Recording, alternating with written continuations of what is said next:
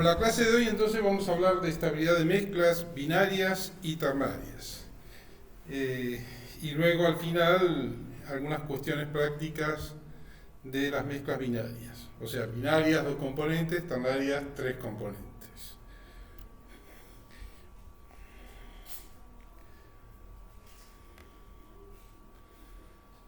Bueno, ustedes están haciendo el informe de estabilidad, algunos, otros no.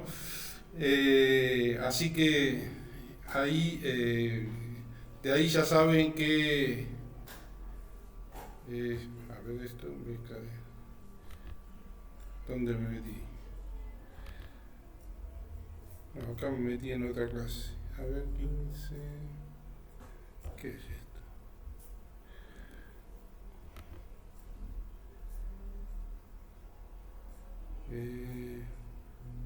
No, esto está bien. Me equivoqué de texto. ¿Verdad? Parece.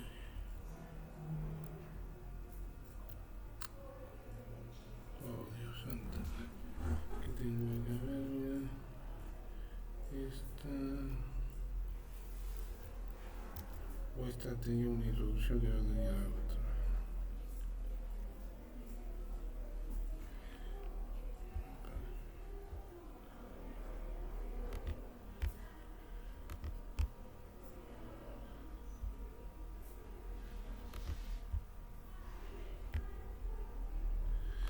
A ver, espere que tengo que reconocer esto.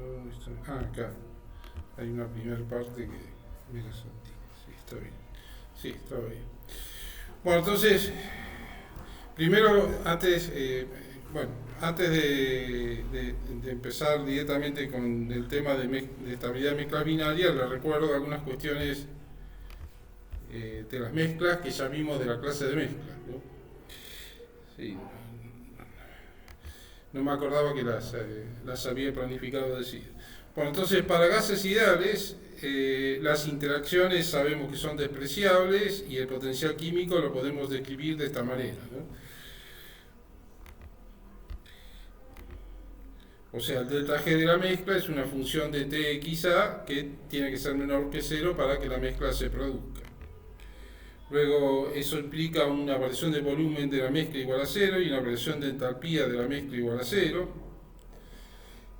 Y para líquidos ideales, en realidad obtenemos un resultado parecido por razones diferentes. En un caso se desprecian las interacciones y en otro caso las interacciones son similares. En ninguno de los dos hay desbalance de energía, pero en un caso se desprecian las interacciones y en otro caso no hay desbalance de energía porque son parecidas las interacciones entre las moléculas distintas que iguales.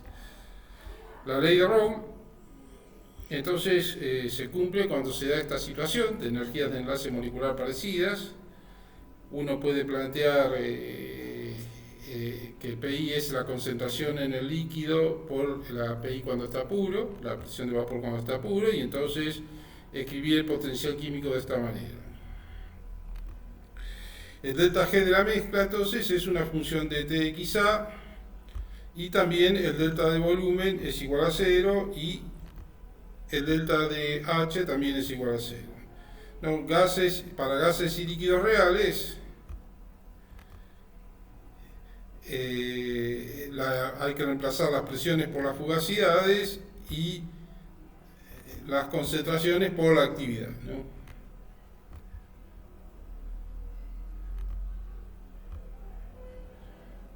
Acá hay un coeficiente de fugacidad que tiene toda la información particular del sistema, lo demás es general, ¿no? De las interacciones, se debe a las interacciones esto, y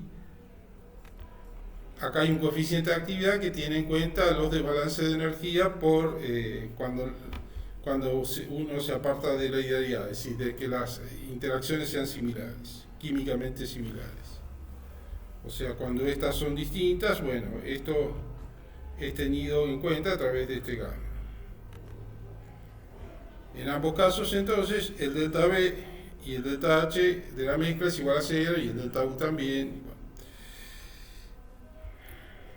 Esto es un poco un repaso de la clase de mezclas, hace un par de clases, ¿no? Entonces, ahora la idea es analizar posibles inestabilidades para líquidos, porque en las mezclas de gases no es posible, porque al ser las interacciones despreciables no hay nada que se oponga a la mezcla, las interacciones no se van a oponer a la mezcla, y entonces siempre los gases se van a mezclar, mientras que los líquidos a veces sí, a veces no.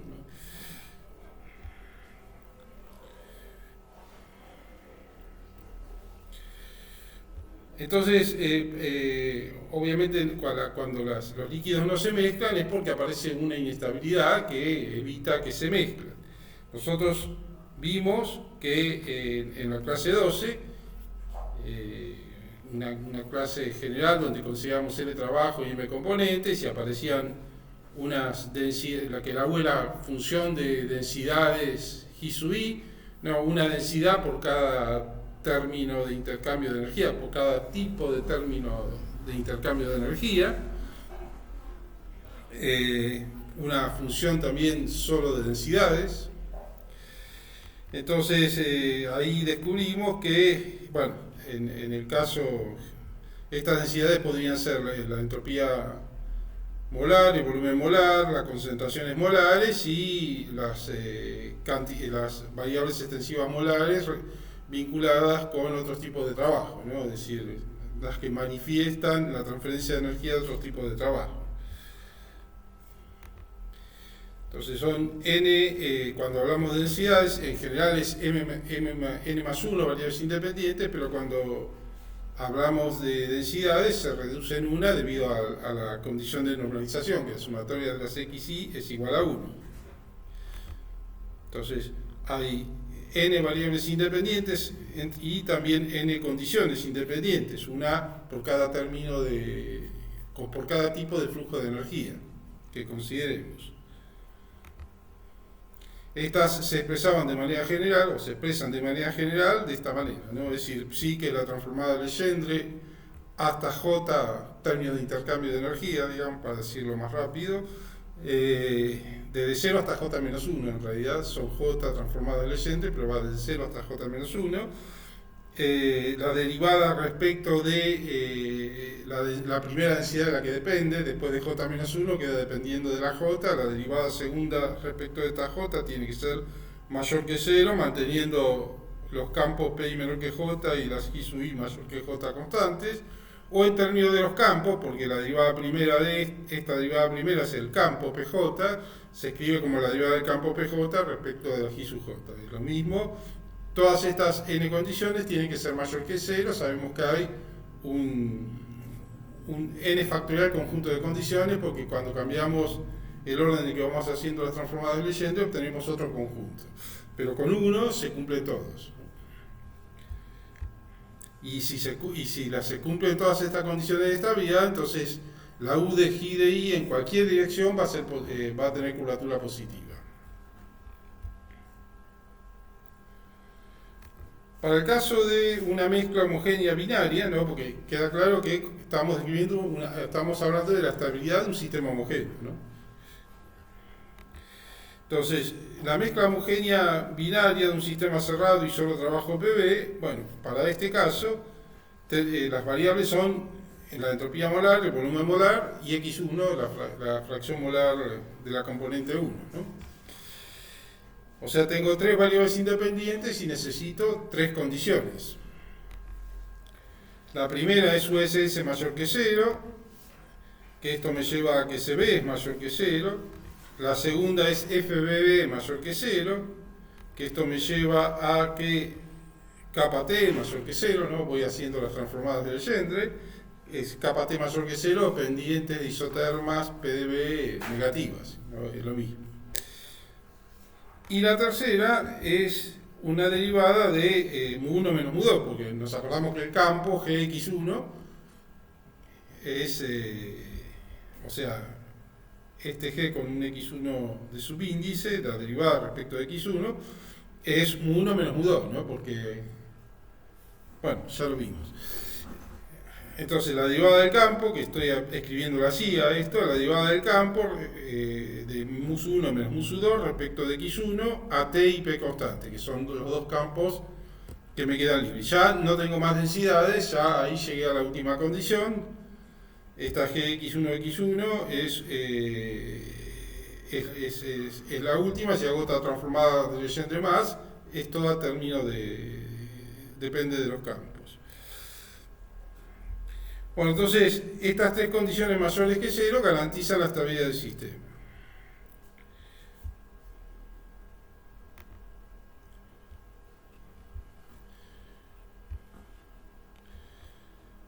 Para el caso de una mezcla homogénea ternaria, son tres componentes, también cerrada o el sistema cerrado y solo trabajo PV, tengo ya cuatro variables independientes, ¿no? La X3 es dependiente por la condición de normalización, pero tengo la entropía molar, el volumen molar, la concentración molar de la componente 1 y la concentración molar de la componente 2.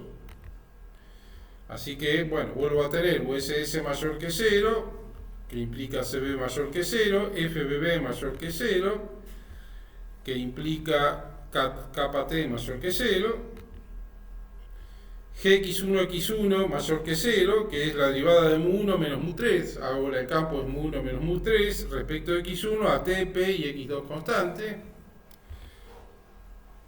y esta otra, que es la transformada Legendre, que no tiene nombre, pero que, bueno, le llamamos psi ahora, no le pongo psi3 porque es la última que queda, psi x2x2, que es la derivada de mu2 menos mu3 respecto de x2, y acá fíjense que son todos campos, t, p, mu1 menos mu3 constantes, ¿no? Porque son los que quedan, son campos constantes. La x2 es la última densidad y ya está, ya llegué a las cuatro condiciones que necesito. Si estas cuatro condiciones se cumplen, entonces la curvatura de la U o de cualquiera de los potenciales termodinámicos es positiva respecto de las densidades naturales de las cuales depende. Entonces garantiza la estabilidad del sistema y todas las curvaturas son positivas, y eso significa, bueno, esto mismo que ya lo escribí antes, ¿no? Es decir, bueno, no, esto no es lo que escribí antes. Eso significa que la curvatura de la psi-j respecto de las densidades naturales de las cuales depende sea mayor que 0. Si lo que dije en palabras se escribe así en estas fórmulas que se ven horrorosas, pero se supone que está todo ahí, todo explícito. Y esto implica entonces que también la curvatura de mu2 menos mu3 respecto de x2 a t, p y x1 es mayor que 0. ¿No? Y lo destaco porque si cualquiera de estas no se cumple, si esta no se cumple, bueno, el sistema es inestable, sí o sí es inestable, ¿no? Basta con que una no se cumpla, ya es inestable. Estamos seguros. Lo que sí necesitamos es que para garantizar que sea estable, que se cumplan por lo menos estas tres, ¿no? Estas cuatro, ¿no? Hasta acá. Para garantizar la estabilidad. Ahora, si una cualquiera no se cumple, ya sabemos que es inestable. Entonces yo la inestabilidad la puedo mostrar, por ejemplo, en una superficie, en este caso, Gx1, x2, con esta condición violada y esta condición violada. Yo ya sé que es inestable. Si la quiero mostrar y estudiar a partir de esa superficie, puedo hacerlo. No necesariamente tengo que estudiar una curva que viole una curva de esto que viole esta condición y otra que viole esta. No, y otra que viole esta. No tengo necesidad de recurrir al psi, digamos, ¿no?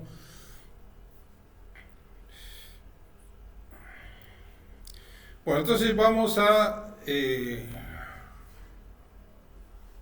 particularizar en sistemas binarios y después hablo un poco de sistemas ternarios.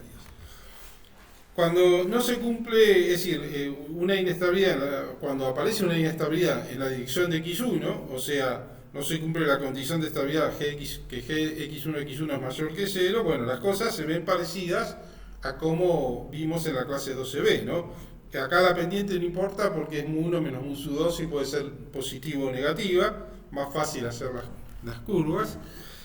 En Entonces vemos como siempre, si tenemos una zona entre puntos de inflexión y entre dos puntos de inflexiones donde no se cumple la condición de estabilidad, gx1 es menor que 0, ¿no? Esto es a p y t constante, ¿no? Este análisis lo hacemos una vez que analizamos la estabilidad respecto de las otras variables s y b, que la inestabilidad de la dirección de s y b puede aparecer o no puede aparecer. Primero vamos a considerar que aparece y después que vemos cómo se ve la cosa cuando no aparece. Y bueno, entonces esta zona de inestabilidad está rodeada de dos zonas en donde sí que se cumple la condición de estabilidad, curvatura positiva de acá hasta acá. Luego procedemos de la misma manera que antes, es decir, el sistema sabemos que a x1 constante, t y p, g tiene que ser mínimo, pero además eso significa que debe cumplir la condición de estabilidad. En este x1 no la cumple la condición de estabilidad. Entonces el sistema homogéneo no puede ser porque esta curva es la que describe al sistema homogéneo. Así que tiene que convertirse en un sistema heterogéneo. Por la forma de la curva será un sistema heterogéneo de dos fases. Cualquiera sean las dos fases, van a tener que caer sobre la curva porque cada fase es homogénea en sí misma y la curva describe al sistema homogéneo. Así que bueno, elegimos cualquiera de las fases, alfa prima y beta prima acá, y se puede probar por Euler, como hicimos antes, igual voy a hacer las cuentas en un rato, que para este x1 la g cae sobre la recta, ¿no? Entonces ahí, como nosotros sabemos que para este x1 y estas p y t constantes, la g tiene que ser mínima, entonces vemos que la mínima g aparece cuando la recta es tangente común a dos puntos en la curva. O sea que esa recta tangente común a dos puntos en la curva identifica a las fases de equilibrio, alfa y beta, que son los de punto de tangencia y que además tienen la misma pendiente, ¿no? Que eso también se espera, que mu1 menos mu2 sea igual de una fase sea igual al mu1 menos mu2 de otra fase. O sea, todo más o menos lo mismo como era antes. Bueno, enfatizo que esta curva describe al sistema homogéneo. Bueno, entonces un poco paso rápidamente cómo serían las cuentas como las hicimos antes, es decir, por la relación de Euler siempre podemos escribir esta cosa que está acá, G puede ser cualquier densidad y vale.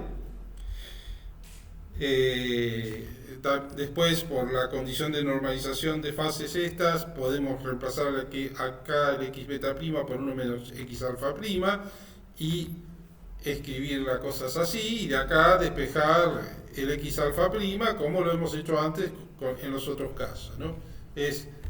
Antes teníamos entropía, volumen molar, volumen molar, siempre es lo mismo. Para el caso de x1, como es una fracción molar y estos son fracciones molares de fase, qué sé yo, puede dar lugar a confusiones, pero yo lo podría hacer reemplazando g por x1 directamente y funciona. Pero para que vean que realmente es así, hago algo más de detalle, ¿no? Primero destaco o recuerdo que las fracciones molares x1 de la fase alfa prima es n1 alfa prima sobre n alfa prima, o sea, la cantidad de componente 1 que tengo en alfa prima sobre el número de moles totales que hay en alfa prima. Lo mismo para el n1, para el x1 de beta prima. Así que si yo escribo mi n1 total, que es igual al n1 que tengo en la fase alfa prima, más el n1 que tengo en la fase beta prima, ese es total de n1, lo puedo escribir usando estas relaciones como n alfa prima por x1 alfa prima. Y acá n beta prima por x1 beta prima puedo describir esto, ¿no? Luego yo divido todo por n y tengo la fracción molar x1. Acá también divido todo por n, así que acá voy a obtener x1 alfa prima, x alfa prima, perdón, y acá x beta prima.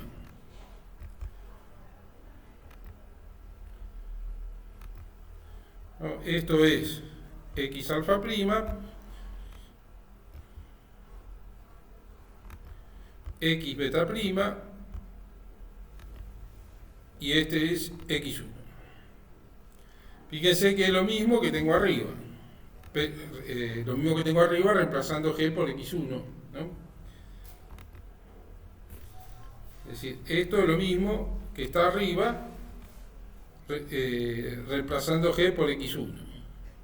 Luego usamos esto para armar también algo, lo mismo que hay arriba, excepto que la densidad es otra cosa. O sea, uso esta relación para reemplazar el x beta prima y despejar el x alfa prima como despejé antes en términos de g.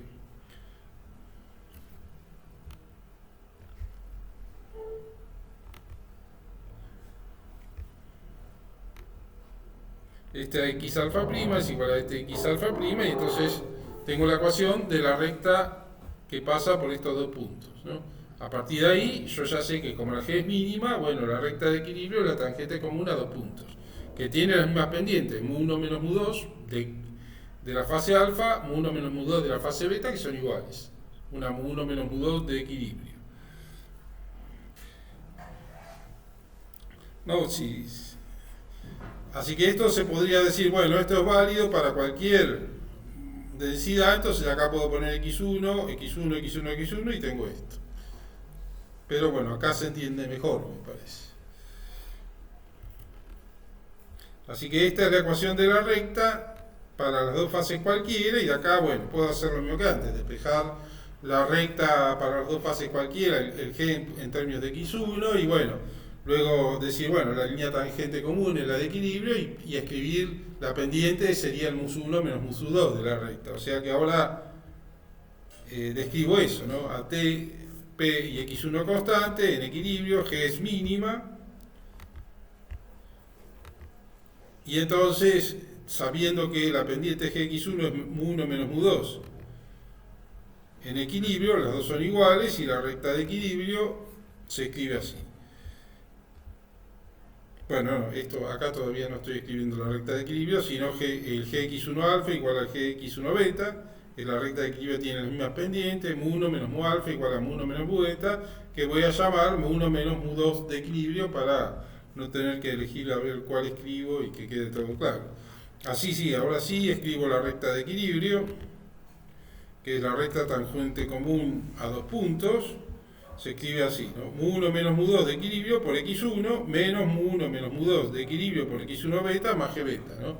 Es la que despejábamos de acá, nada más que acá tengo alfa beta, paso esto multiplicando, queda el x1 por esto dividido esto, que en el caso de alfa es mu1 menos mu2 de la fase alfa, y es mu1 menos mu2, sí, de cualquiera, de la fase alfa o de la fase de equilibrio, la recta, y luego esa misma recta también queda escrita por x1, esa misma pendiente queda escrita por x1 beta prima, y después paso este g beta prima sumando, ¿no? Es la misma cuenta que hice muchas veces en la clase 12b.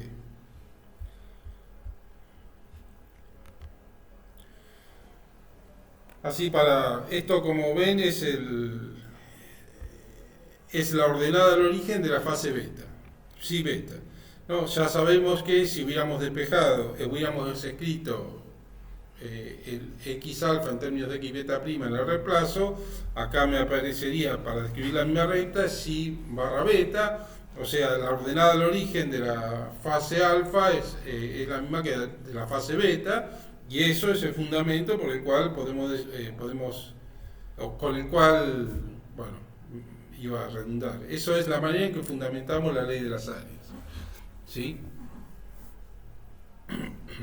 El hecho de que las dos ordenadas, psi b barra beta es igual a psi barra alfa, eso es lo que fundamenta la ley de las áreas. Bueno, esta es la ecuación de la recta de equilibrio. Luego, por el teorema de Euler, G es la sumatoria en I de los mu sub I en I, o sea, mu sub 1 por x1 más mu sub 2 por x2, poniendo x2 como 1 menos x1, entonces me queda acá, saco x1 por mu2 y x1 por mu1, saco factor común el x1 y me queda por mu1 menos mu2, me queda este término, más mu2 que va multiplicado por el 1, ¿no? El mu2 este, por el 1, me queda acá libre.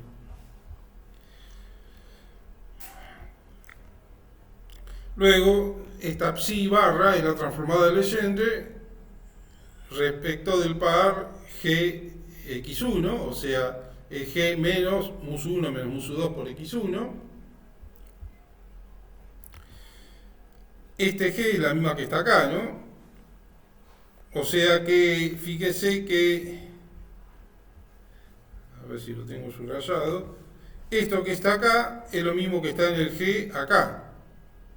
O sea que se cancela y lo único que me queda es el mu, es decir, hago g menos esto se cancela con el que está en el g este, y lo que me queda del g es esto, mu2, o sea, la transformada esta de Legendre psi barra es mu2, pero dependiendo de t, p, mu1 menos mu2, ¿no? En términos de los tres campos.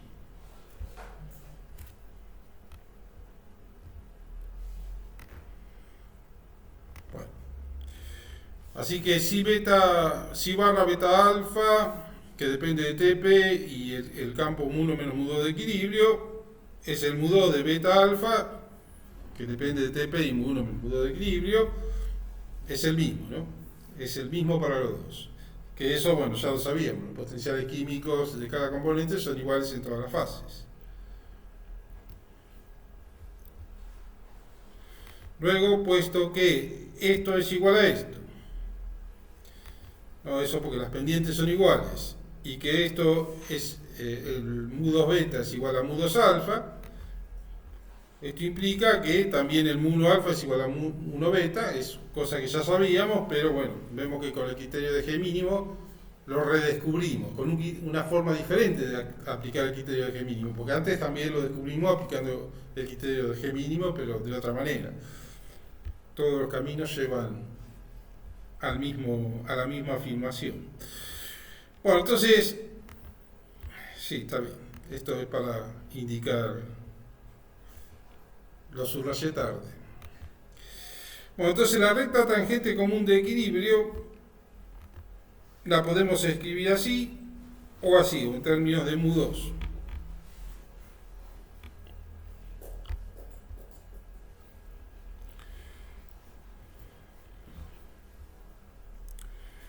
Bueno, y acá también podemos sacar una ley de las áreas, porque podemos derivar G respecto de x1, que es mu1 menos mu2, y graficarlo en términos de x1. No, esto es un gráfico a p y t constante, es el mismo que teníamos, es decir, lo sacamos de la misma G, el gráfico de gx1 que era t y p constante, estas son las dos zonas de curvatura, esta zona de curvatura positiva, acá es la de curvatura negativa y acá vuelta a la de curvatura positiva. Acá tenemos la fase alfa y beta, y esta es la de equilibrio, y esta sería el mu1 menos mu2 de equilibrio, que es una recta paralela al eje de las abscisas, ¿no? Es un mu1 menos mu2 de equilibrio entre la fase alfa y beta.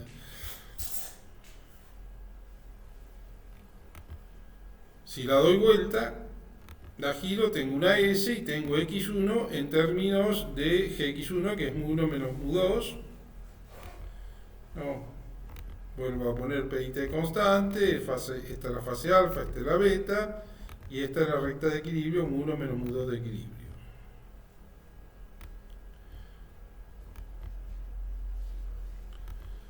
No, luego el diferencial de psi barra t y p constante, sabemos que se escribe a t y p, si no fuera t y p constante, sería menos s diferencial de t más b diferencial de p menos x1 diferencial de mu1 menos mu2, ¿no? Todos los campos van con el diferencial y las pendientes son densidades. Pero como es a t y p constante, entonces solamente tenemos esto. Y esto es lo mismo que el diferencial de mu2 a t y p constante, ya lo vimos. Así que cuando integramos esto entre la fase alfa y la beta, nos va a dar mu2 de la fase beta menos la fase alfa, y eso va a ser igual a 0, ¿no? Esa es, Por eso dije que el hecho de que las ordenadas al origen sean iguales es el fundamento de la ley de las áreas. ¿No? Cuando integro esto, que es igual a esto, y que es igual a esto, y que es igual a esto, bueno, y es igual a 0. Entonces, el hecho de que eso sea igual a 0, ¿no? Porque estas dos son iguales, o lo mismo esta y estas son iguales, si es igual a 0, bueno, si esta integral así es igual a 0, eso significa, ya lo hemos analizado muchas veces, que esta área es igual a esta área. ¿Sí? Y si esta área es igual a esta área, también esta área es igual a esta área. O sea, que yo puedo escribir la misma condición, esta, así, es decir, que esto menos esta recta, es decir, yo estoy integrando la curva menos la recta, o sea, llevo la curva, llevo esta recta al 0, digamos, y entonces también tiene que dar 0, porque esta área es igual a esta área, ¿no? Una área es el negativo de la otra y se suman y dan 0. Entonces, también lo puedo escribir así, lo indico porque por ahí para resolver algún problema puede ser bueno tener esta expresión más manejada, que nos puede dar un resultado y esta no, por ejemplo, ¿no? Esta se hace más complicada. Son dos opciones. No sé si tiene que resolver problemas de eso, pero por ahí andás a ver. Nos ponemos creativos, Lautaro y yo, y inventamos problemas para usar eso. Bueno, entonces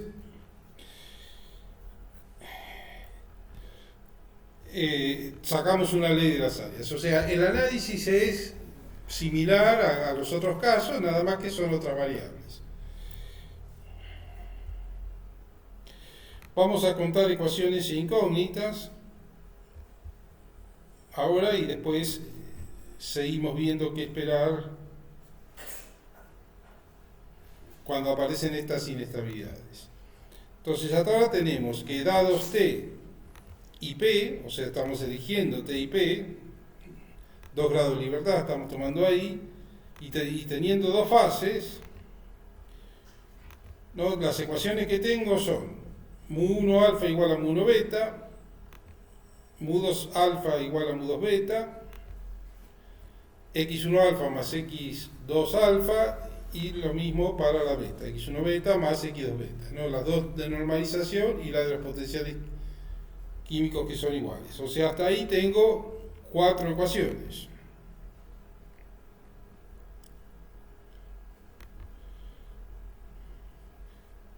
Y las incógnitas, bueno, son las concentraciones, ¿no? x1 alfa, x2 alfa, x1 beta y x2 beta. O sea, 4 ecuaciones. Oh, estoy bien, 4 incógnitas, 4 ecuaciones, puedo resolver bien eso. Mi solución va a ser x1 alfa, x2 alfa, x1 beta y x2 beta como función de T y P. ¿Sí? Porque estas las puedo hallar usando las leyes de la termodinámica y bueno, elijo T y P. Tengo 2 grados de libertad. Si yo quisiera analizar la posibilidad de 3 fases, en ese caso tendría el número de ecuaciones, bueno, serían 2 acá y otras 2 acá, son 4. Después 3 de normalización, son 7.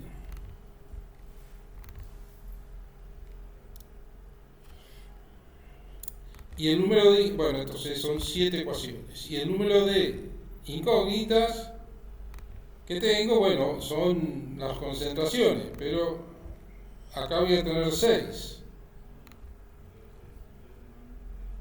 ¿No? x1 alfa, x2 alfa, x1 beta, x1 gamma. Bueno, ahí me conviene. No, son 6, las fracciones molares alfa, las de las beta y las de la gamma son 6.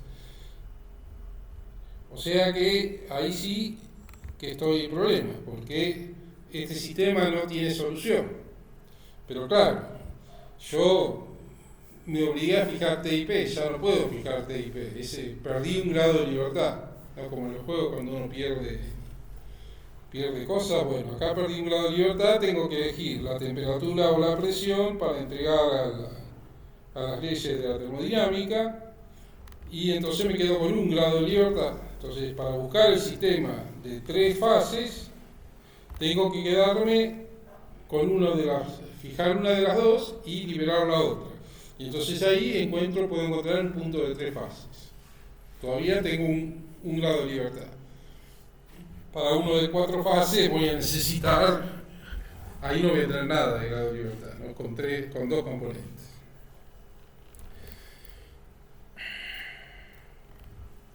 Bueno, liberemos la presión en una situación de coexistencia líquido-vapor, pero por ahora no voy a buscar el punto de 3 fases, ¿sí? Quedémonos con las 2 fases, ¿no? Es decir, antes yo dije a T y P constantes, teníamos una curva como esta. Por ejemplo, acá tengo este gráfico, es a T constante, ¿no?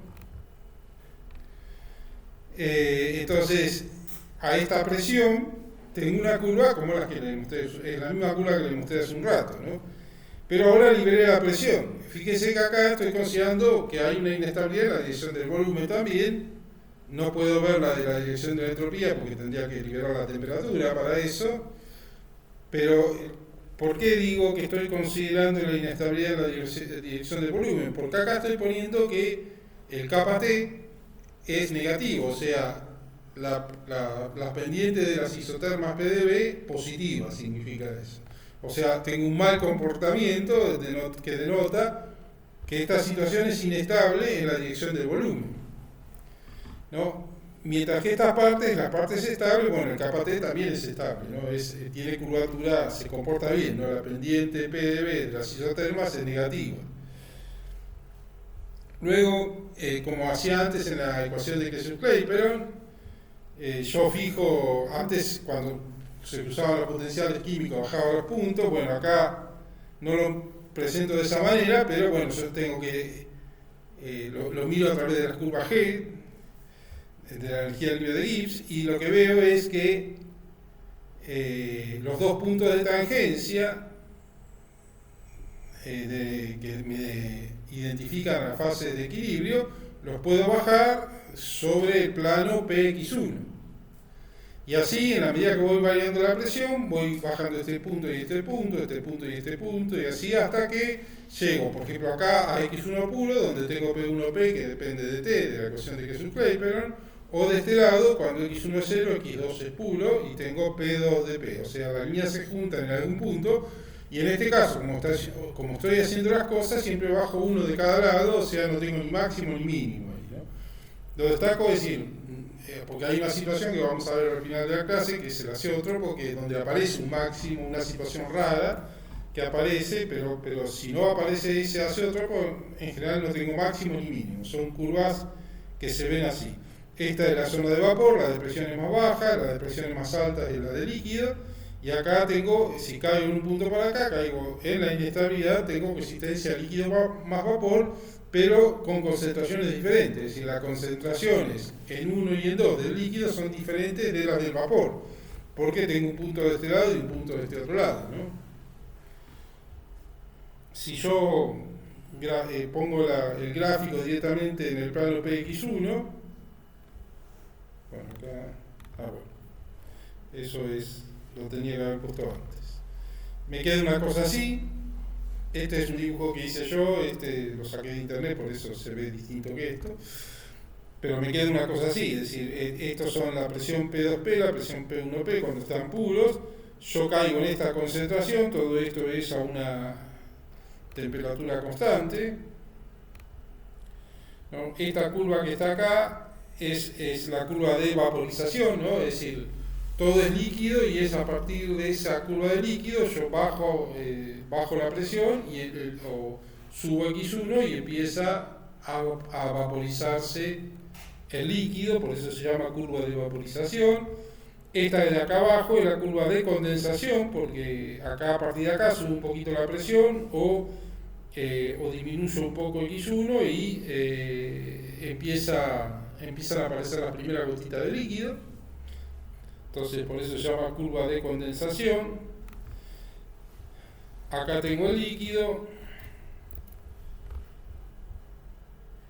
y acá tengo el vapor, y bueno, el líquido más vapor está ahí en el medio, ¿no? Acá, todo acá. Toda zona de consistencia líquido más vapor, que es por debajo de la inestabilidad, ¿no? ¿Sí? Por supuesto es de la inestabilidad y de la zona metastable, ¿no? Que son estas. Es decir, cerca de las líneas tengo zona metastable, pero el sistema de dos fases es más estable, es de menor energía libre de Gibbs. Entonces, para una dada temperatura y presión y esta concentración X1, las concentraciones de equilibrio están determinadas, ¿no? Es decir, yo tengo 2 grados de libertad, elijo T y P, y el resto son las ecuaciones de la termodinámica que me permiten despejar las concentraciones de equilibrio. Todavía tengo que decirles cómo averiguar cuánto tengo de una fase y de otra, dado un X1, y un número de moles totales, pero eso va para dentro de un rato.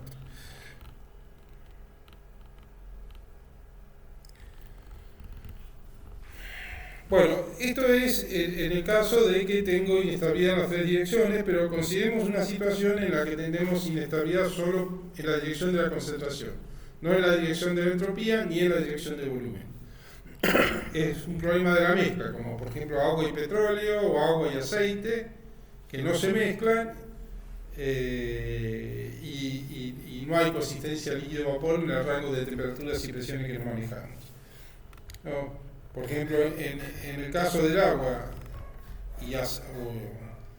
o aceite y petróleo, estos no se mezclan, no, la inestabilidad solamente es la dirección de X1, y la cosa se ve así: si yo pongo aceite y agua en un vaso, y el aceite se va rápidamente para arriba, se queda todo arriba, en el agua se ve pura acá, y si bien yo no tomaría esta agua porque algo de aceite debe quedar, pero prácticamente nada, es decir, prácticamente no se mezclan para nada, ¿sí? Este es casi todo aceite y este es casi todo agua. O en el petróleo, ¿viste? Esto es tan impresionante que parece que la base de los frascos es acá, pero no, es acá, y esto es agua, ¿sí?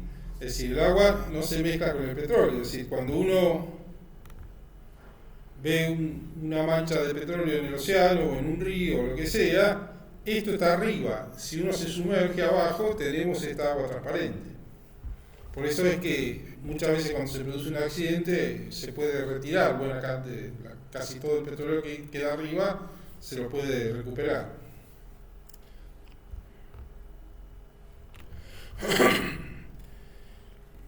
Si bien el petróleo y el agua no se mezclan, hay alguien que descubrió que a muy altas presiones y temperaturas,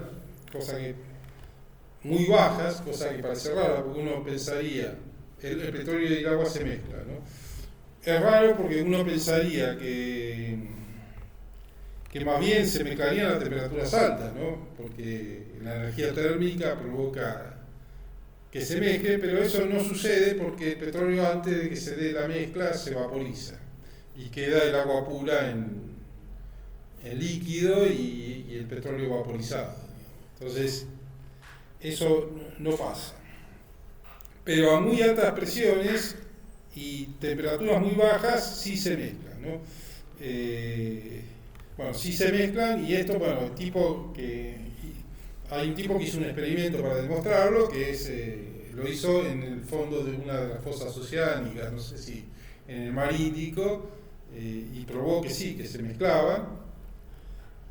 Creo que le dieron el premio Nobel por eso.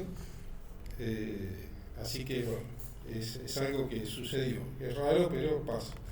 No, cuando no se mezclan estos líquidos, se debe a que, es decir, la mezcla siempre aumenta la entropía. El hecho de mezclar aumenta la entropía. O sea, si hay algo que evita que se mezcle, es cómo varía la entropía del entorno con la mezcla.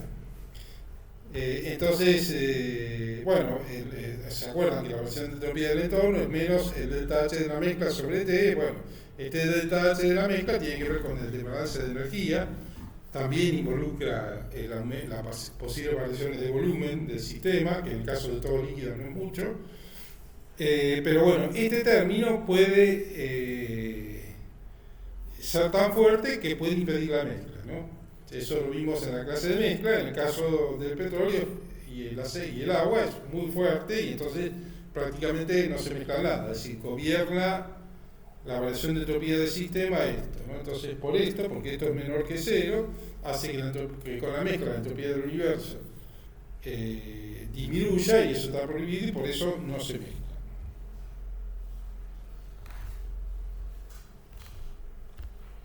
Entonces, bueno, acá voy a escribir lo que les dije hace un rato. A temperaturas altas el petróleo se vaporiza antes de que la mezcla pueda ser estable. Por eso es que no se mezcla. Bueno, hay mezclas que sí se mezclan a temperaturas altas y a temperaturas bajas, y viceversa, presiones altas y presiones bajas, y una de esas mezclas es el agua y la nicotina, ¿no? En el agua y la nicotina hay una ventana de temperaturas o de presiones en las que la mezcla se produce y la inestabilidad solamente es en la dirección de la concentración, y se ve así. Es decir, en la zona de la inestabilidad vemos curvas como este tipo, las dos fases, alfa y beta. Acá el kappa T es mayor que cero, igual que acá, porque no hay inestabilidad en la dirección del volumen ni de la entropía. Y lo que sucede acá es que aquí sí aparece un máximo y un mínimo, porque es un punto crítico, ¿no? La inestabilidad va desapareciendo hasta que finalmente acá desaparece, se vuelve todo muy plano y finalmente tengo toda curvatura positiva, y lo mismo pasa para este lado.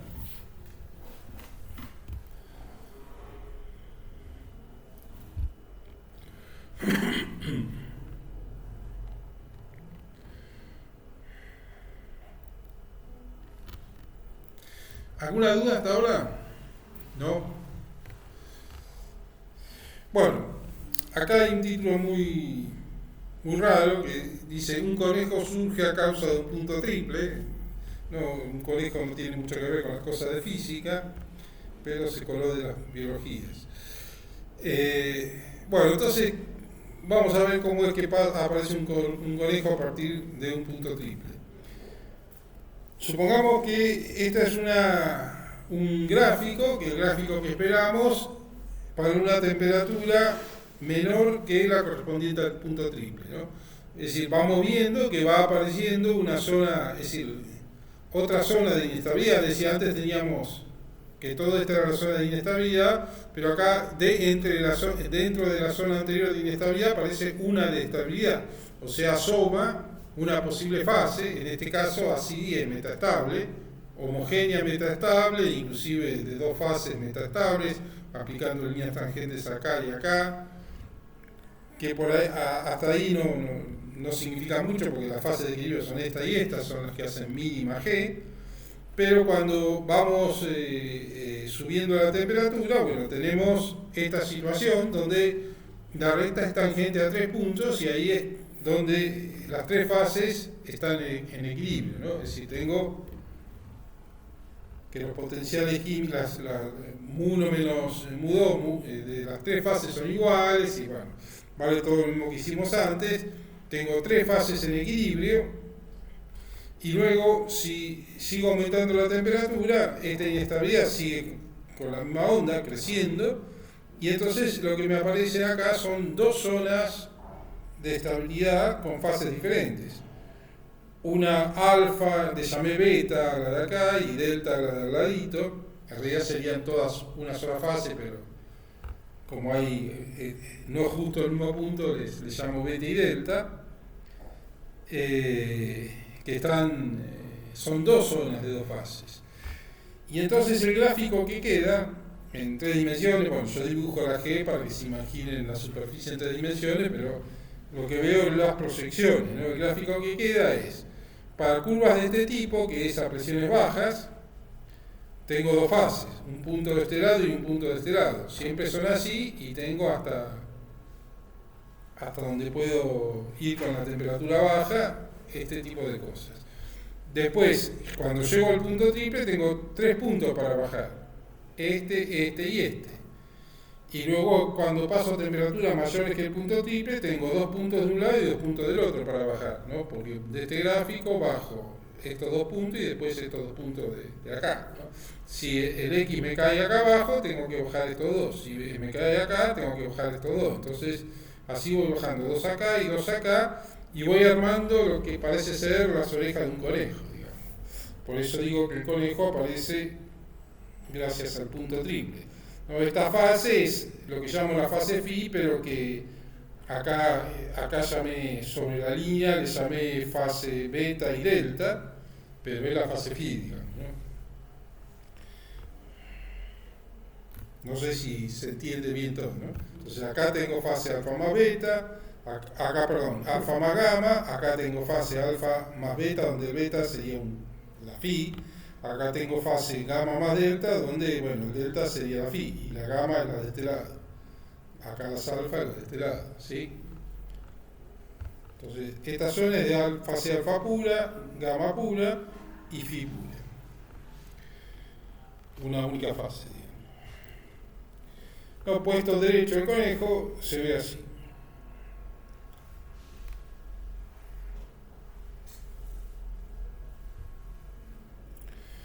Entonces, esto se puede usar, este tipo de diagramas aparece en coexistencias sólidos-líquidos y coexistencias líquido-gas. Por ejemplo, tenemos dos fases sólidas, alfa y y gamma son dos fases sólidas, y las fases líquidas serían la beta y la delta, o sea, la phi.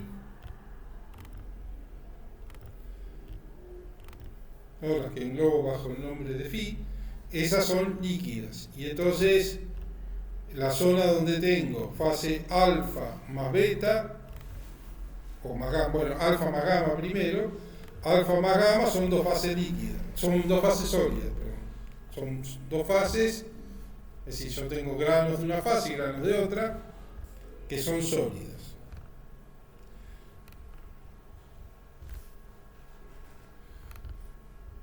Luego, en las zonas de alfa más beta, o sea, acá, tengo una fase coexistencia líquido-sólido. La fase alfa es sólida y la beta líquido. Y en la fase gamma, que es sólida y delta, tengo también coexistencia sólido-líquido. Bueno, y también, como les decía, puede ser que las fases alfa y gamma sean líquidas,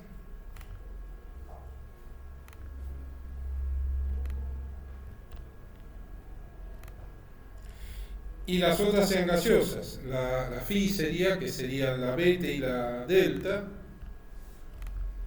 gaseosas.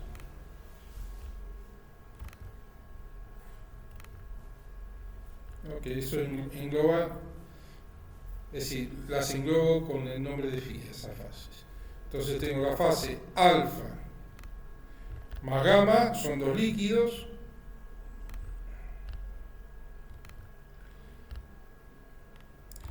y la fase alfa más beta es líquido vapor o líquido gas,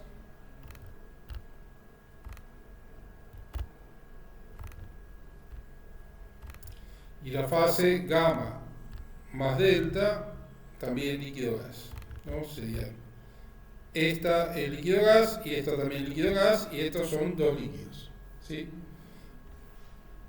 ¿Alguna duda? Bueno, pasemos ahora a sistemas ternarios.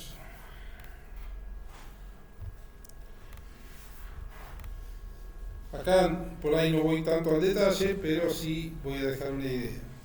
Entonces, tengo una superficie G de TP x1, x2, ¿no? Lo voy a ver distinto que lo anterior. Voy a usar dos densidades para describir la situación. Entonces, las pendientes Gx1 es mu1 menos mu3, la pendiente Gx2 es mu2 menos mu3, y la cosa se vería así, ¿no? Bueno, es difícil de dibujar, tengo un dibujo mejor para el libro, pero nunca lo pegué, este es el original. Es decir, acá tenemos como tres convexidades unidas por una concavidad hacia el plano x1, x2, ¿no? Entonces las zonas convexas tienen Gx1, x1 y Gx2, x2 positivo y son estables. La zona cóncava hacia el plano x1, x2, las convexidades también son hacia el plano x1, x2, tienen Gx1, x1 menor que 0 y Gx2, x2 menor que 0, o sea, son las inestables, o sea, el estado homogéneo sobre esos puntos de la superficie es inestable. Entonces, también se tiene que convertir en un sistema heterogéneo, porque no hay estados homogéneos que cumplan la condición de estabilidad. Entonces, se convierte en un sistema heterogéneo donde las fases serán puntos que caigan sobre la superficie, porque las fases son homogéneas en sí mismas y la superficie es la que describe al sistema homogéneo. Así que, bueno, acá si yo elijo tres puntos cualquiera, yo puedo armar toda una teoría igual que el plano tangente, y ahora la voy a mostrar, pero voy a ir al revés,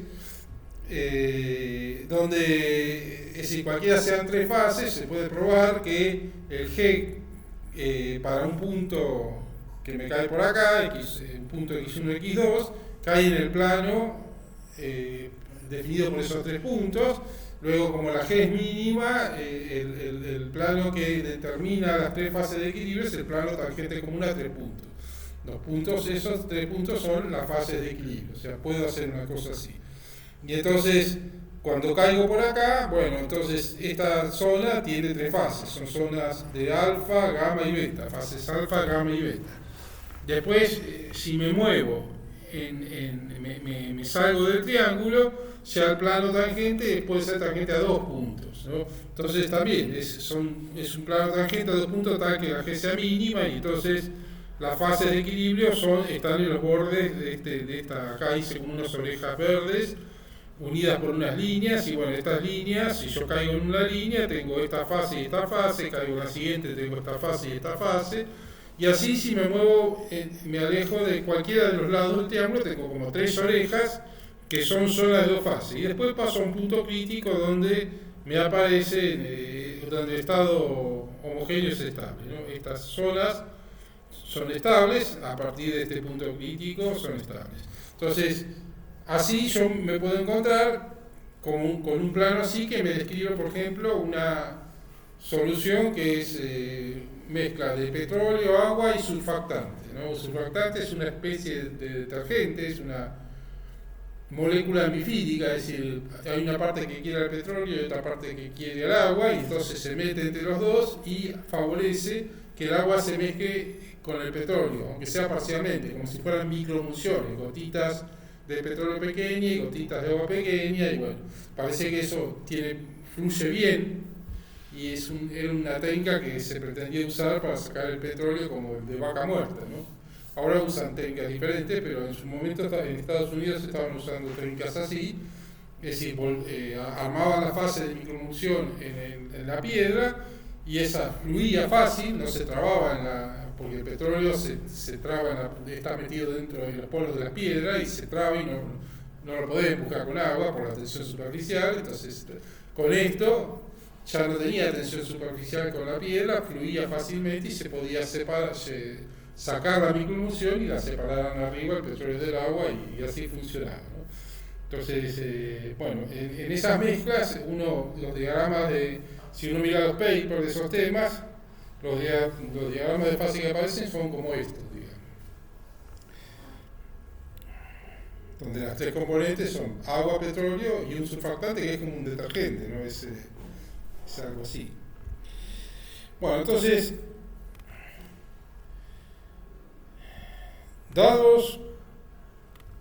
contemos un poco las ecuaciones primero. Dados T y P, con tres componentes, no, sí, con tres fases y tres componentes. Las ecuaciones que tengo son mu1 alfa igual a mu1 beta igual a mu1 gamma. Después para la 2 también, componente 2, y para la 3 también. O sea, tengo 6 ecuaciones acá.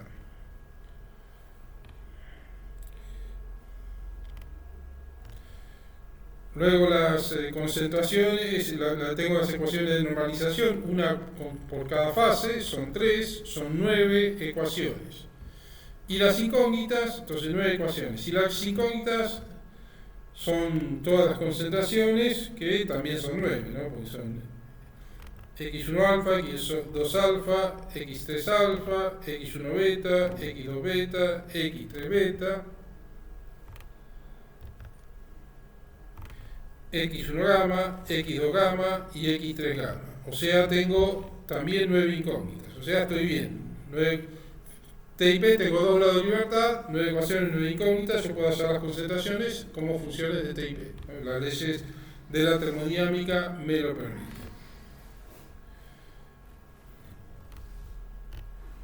No, si tuviera 4 fases, ahí tendría que liberar TOP.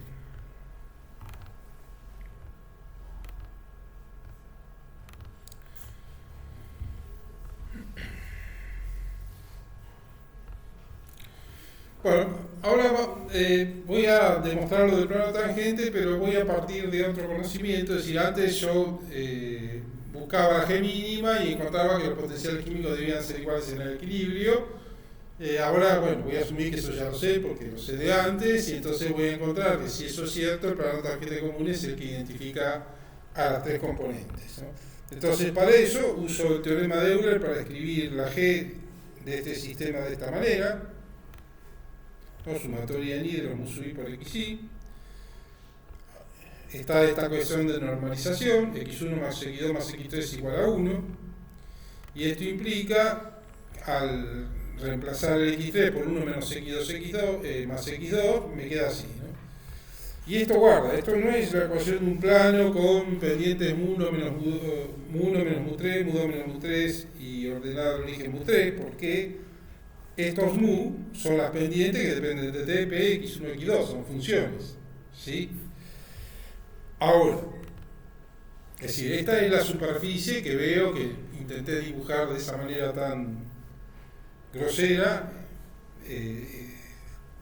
la puedo escribir así, ¿no? Ahora, sea digamos un punto en el plano x1, x2, x1 phi y x2 phi.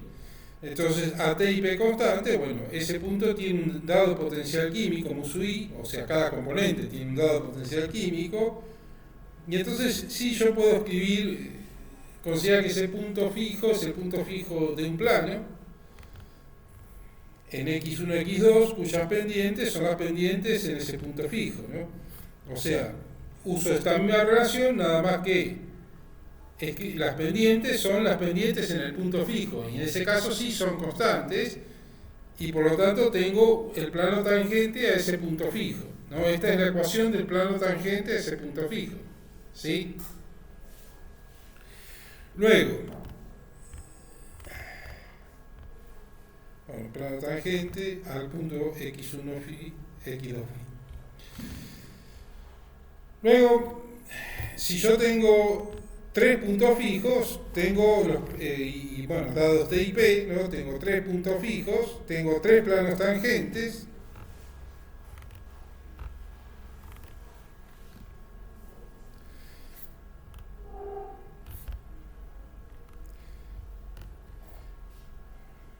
pero si quiero identificar ahora las 3 fases del equilibrio, es decir, en general si tengo 3 puntos fijos, tendré 3 planos tangentes diferentes. Pero para la fase de equilibrio, mu1 alfa igual a mu1 beta igual a mu1 gamma, bueno, y así para todos los potenciales químicos. Y eso significa que esto es el mismo para todos los planos.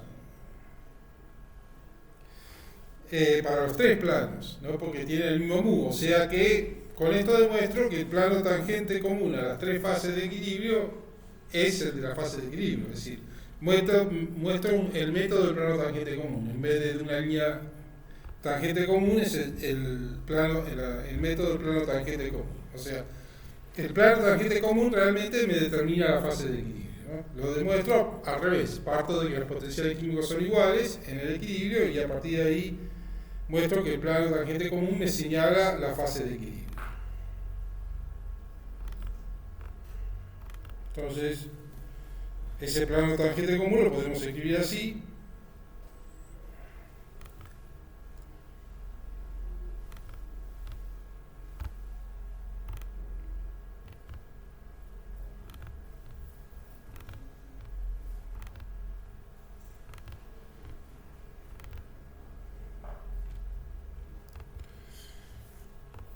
Bueno, y con eso más o menos le doy un pantallazo de cómo considerar un sistema de 3 componentes, con una situación práctica como el agua, el petróleo y el surfactante.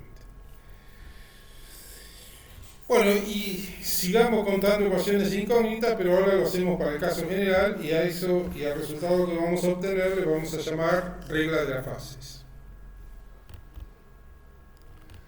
Nos supongamos que tenemos m componentes y pi fases.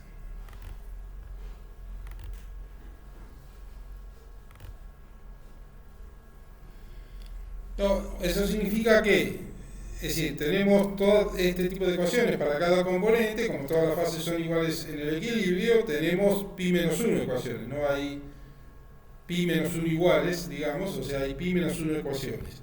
Y como es para cada componente, esto va, las ecuaciones son pi menos 1 por m componentes.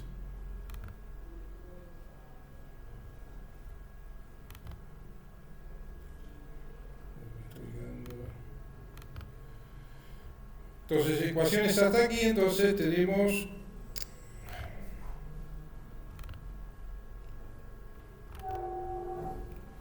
esto, pi menos 1, m por pi menos 1.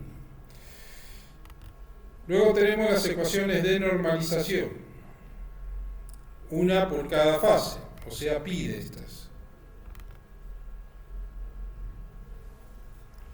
Está andando lenta la computadora, se me está acabando la pila. Una por cada una de las fases, entonces pi fases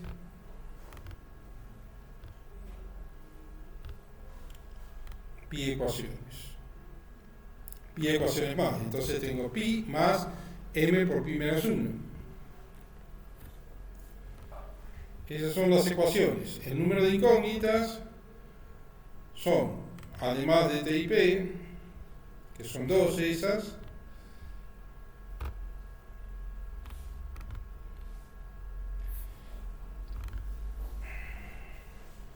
tenemos las pi por m concentraciones, ¿sí?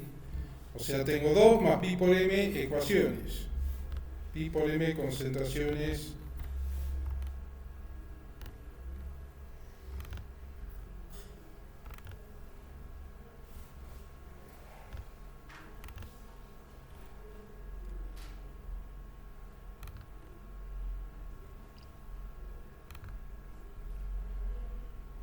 Entonces tengo todas estas ecuaciones y estas incógnitas. Entonces el número de grado de libertad es el número de variables, todas estas concentraciones, todas estas incógnitas y todas estas ecuaciones. El número de grado de libertad es el número de ecuaciones menos el número de incógnitas. Y así es como surge la regla de las fases. Acá, fíjense que pi por m se cancela con este menos pi por m, y acá menos m más 1 me queda un más menos m por menos 1 me queda un m, o sea, me queda 2 más m menos este pi. Y esa es la regla de la fase, ¿no? Por ejemplo, si tengo un componente y 3 fases, tengo 2 más m son 3, menos 3, 0 grado de libertad. Por eso hay un único punto triple en un sistema de un componente. Y así siguiendo, ¿no? Después pueden jugar con cada situación y ver que esta regla de la fase funciona. Bueno, Vamos a regresar a los sistemas binarios.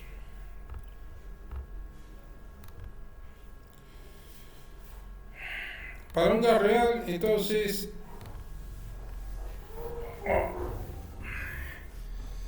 nosotros habíamos dicho que tenemos que muy es igual a, se escribe así, donde F es la fugacidad. Para un líquido real, el muy del líquido se escribe de esta manera, donde esto es la actividad, que es la presión parcial PI en el vapor, dividido la presión parcial cuando está puro, el gas. Una vez que la mido ya es una función si se determina, se mide a partir de esta definición, y después A es una característica del líquido que depende de variables que caracterizan al líquido. Pero si tengo gas real, en realidad, porque yo para trabajar con esta actividad el gas lo consideré ideal y lo describí con el potencial químico, ponía un PI acá en vez de un FI, pero si hubiera trabajado con la fugacidad hubiera llegado a una expresión, una I de gas real, digamos, que sería cociente de fugacidad de FI por FIP, ¿no? Las cosas funcionan reemplazando PI por FI, entonces de esa manera se generalizan, son las mismas cuentas, nada más que reemplazando las letras. Y bueno, como FI sobre FPI, es decir, son el coeficiente de fugacidad en la mezcla y cuando está puro, estos dos, la cosa me queda así, y esto es igual a una cosa de esta, ¿no? Donde esta es la actividad que yo definía a partir de esto. Ahora bien, entonces yo puedo describir a mi muy del líquido para el gas real como el muy del líquido de gas real cuando está puro más RT, el organismo natural de esta actividad con gas real. Bueno, en realidad esto se los escribí, pero no tiene, digamos, no tiene mucho sentido hacerlo porque es como que las cosas que le agregué se desaparecen cuando llego a las ecuaciones concretas donde tengo que calcular cosas medibles. Y eso es lo que le quería mostrar a partir de ahora, ¿no? Consideremos entonces dos fases, vapor líquido. Yo tengo estas dos ecuaciones y estas otras dos de normalización, ¿no? Las dos del potencial químico y las dos de normalización. Mu sub i del vapor igual a mu sub i del líquido significa que, bueno, vamos a escribir usando las definiciones anteriores, ¿no? El mu i del vapor cuando las interacciones no son despreciables, y acá definido el potencial del líquido de esa manera más general. Esto implica que, bueno, reemplazo acá las fugacidades FI, ¿no? Y acá esto es la fugacidad FIP, ¿no? De cuando está puro, porque corresponde este es el mu i del líquido puro, que es mu i más RT, el organismo natural de FIP sobre P, que cuando está puro, y bueno, este es gamma FIP por PIP de T. Y esta otra cosa que está acá sería la actividad IGR que definí antes, ¿no? Así que, fíjense que si empiezo a cancelar cosas me queda esto. ¿Por qué? Porque esta cosa que está acá se me va con esta otra que está acá, ¿no? Porque es usando la propiedad de los logaritmos, lo desagrego, esto es un logaritmo natural de gamma IP menos el logaritmo natural de gamma IP, se me cancela. Esta cosa que está acá se me cancela con la que está acá. Luego esto, el P estándar se me cancela con este mu sub i se me cancela con este. Y finalmente, fíjense lo que se me sobrevive. RT, el organismo natural de PI, es igual a RT, el organismo natural de PIP, más RT, el organismo natural de AI. O sea, el AIGR no lo necesito para hallar las incógnitas que tengo que hallar. Pero no solamente eso, sino que si sigo combinando las cosas, a lo que llego es básicamente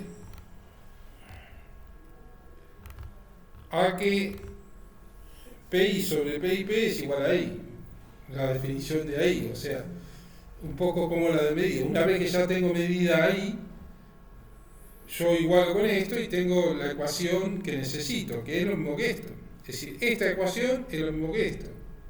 Todo esto del medio me puedo olvidar, es decir, ya sé que esto es lo mismo que esto.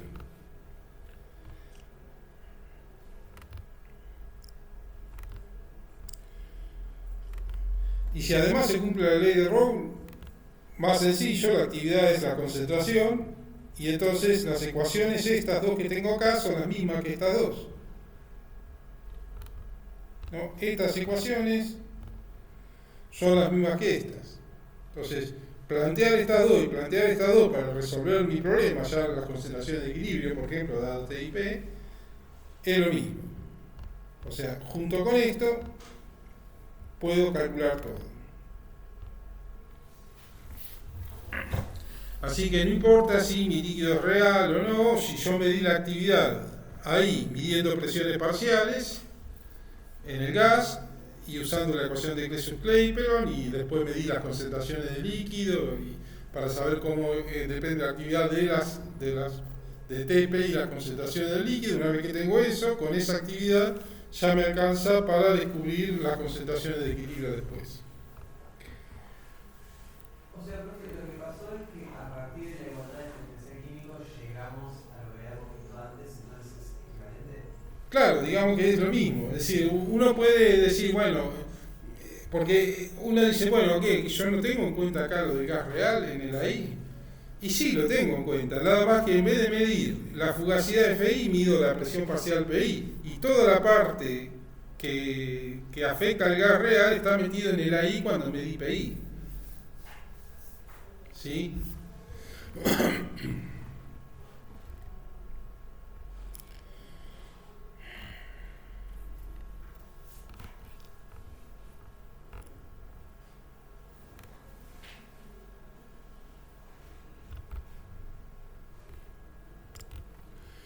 Bueno, entonces consideremos.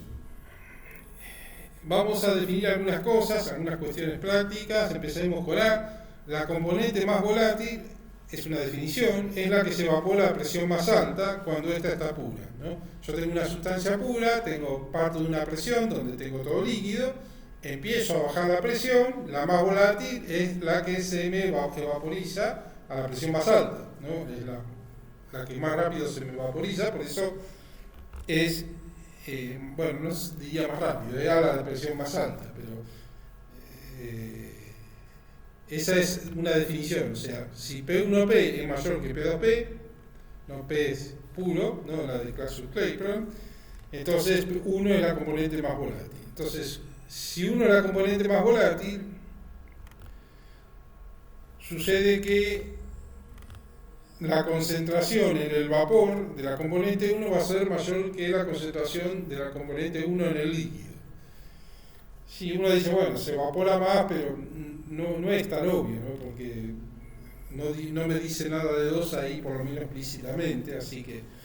Pero se puede probar fácilmente usando las ecuaciones estas, ¿no? Que equivalen a que los potenciales químicos son iguales en el equilibrio. Usando estas ecuaciones primero y las dos de normalización, yo puedo escribir esta como P, esto es presión parcial, P1, o sea, es la presión total por la concentración X1 de vapor, igual a X1L por P1P, y acá reemplazo el X2 del vapor por 1 menos X1 del vapor usando estas, y acá reemplazo el X2 del líquido usando 1 menos X1 del líquido. Usé la 2 de normalización. Luego hago el cociente entre estas dos ecuaciones y me queda esta, donde por ser P1P mayor que P2P, esto es un número mayor que 1. Así que este término tiene que ser mayor que este.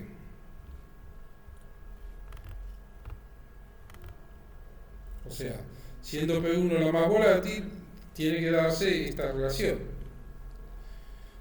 Luego paso esto multiplicando para acá y esto multiplicando para acá. Hago una distributiva.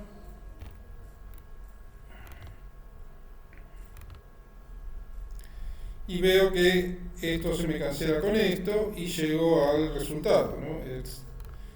Que la concentración de la componente, la concentración en el vapor de la componente más volátil es mayor que la concentración en el líquido de la componente más volátil.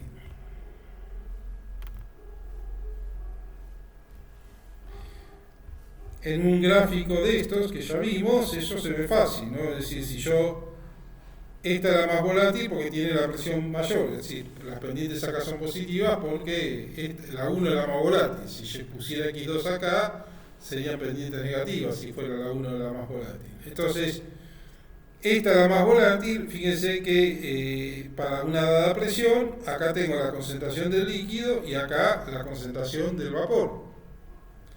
Es siempre mayor la del vapor que la del líquido, ¿no? En el gráfico se ve rápido eso. Pero bueno, lo demostramos analíticamente.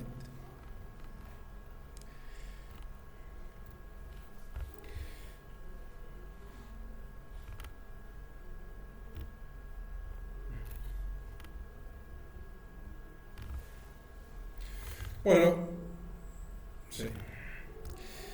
Luego vamos a definir el primer vapor. No, el primer vapor es cuando todo es líquido, es la concentración del primer vapor que aparece, ¿no?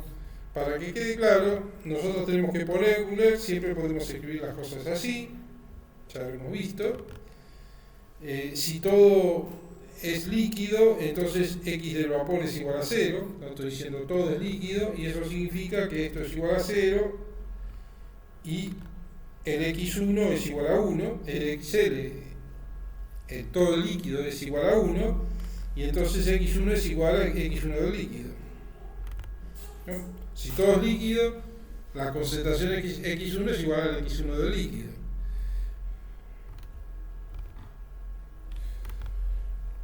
¿No? Estoy sobre la línea de vaporización, ¿no? Justo sobre la línea, es todo líquido. Y en ese caso, esta ecuación me da cuando esto es todo líquido, esto es X1, me da la concentración del primer vapor que me va a aparecer ni bien me corra de la línea de vaporización hacia la zona de consistencia. Así que la concentración del primer vapor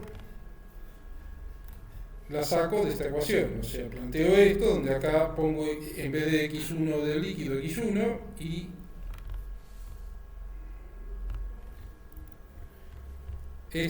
a esto se llama el primer vapor.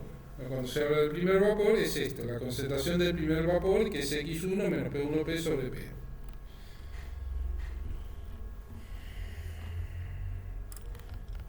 Acá se ve claro, en este gráfico, esto es un gráfico de T constante, ¿no?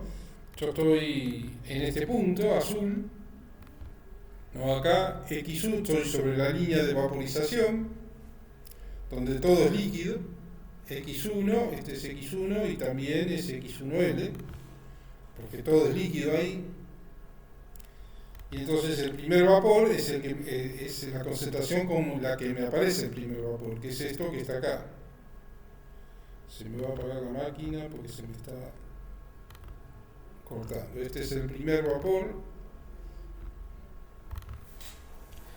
que se calcula con esta expresión, ¿no? Voy a enchufar el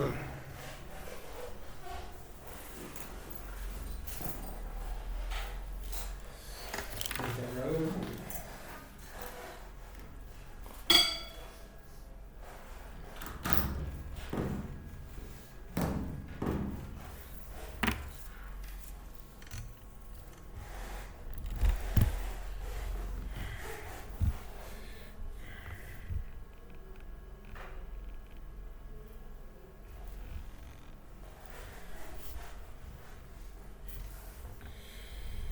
Bueno, entonces, calculemos ahora la línea de vaporización a temperatura constante.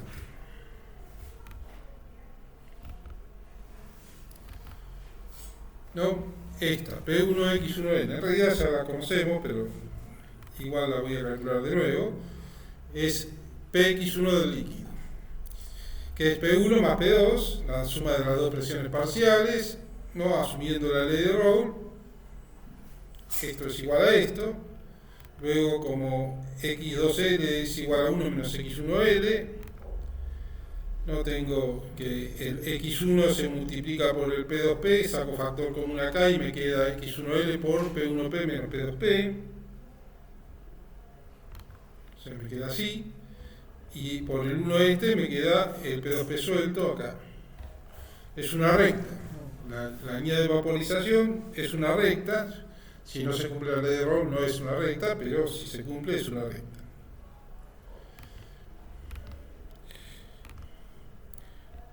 No, la pendiente es P1P menos P2P.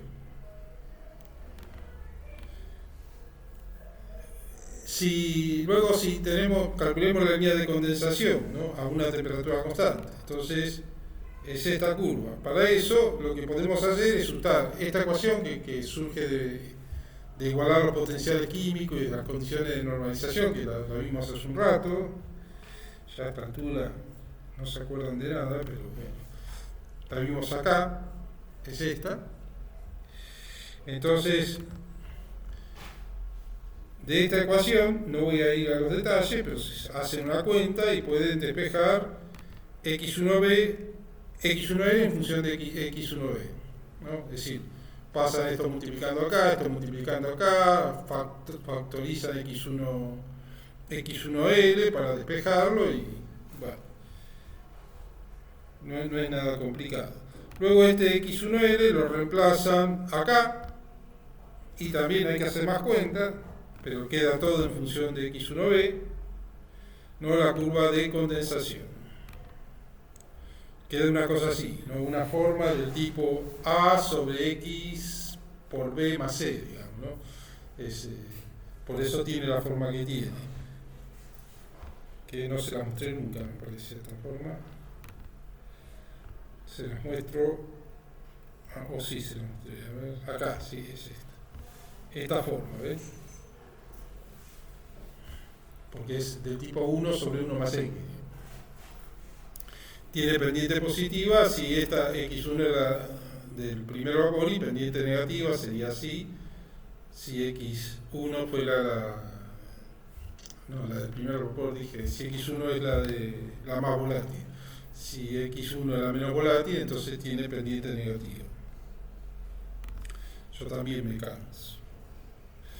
Bueno, veamos la regla de la palanca y en el medio respondamos a una pregunta, ¿no? Dados T, P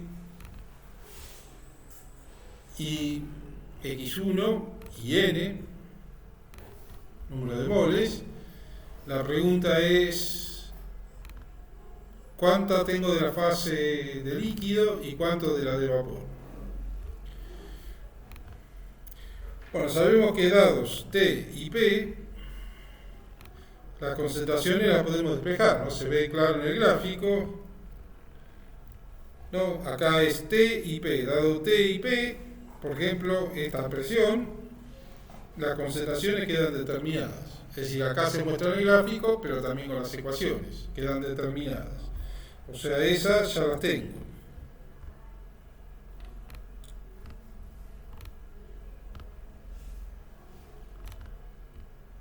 Entonces, todas estas las puedo determinar. Luego,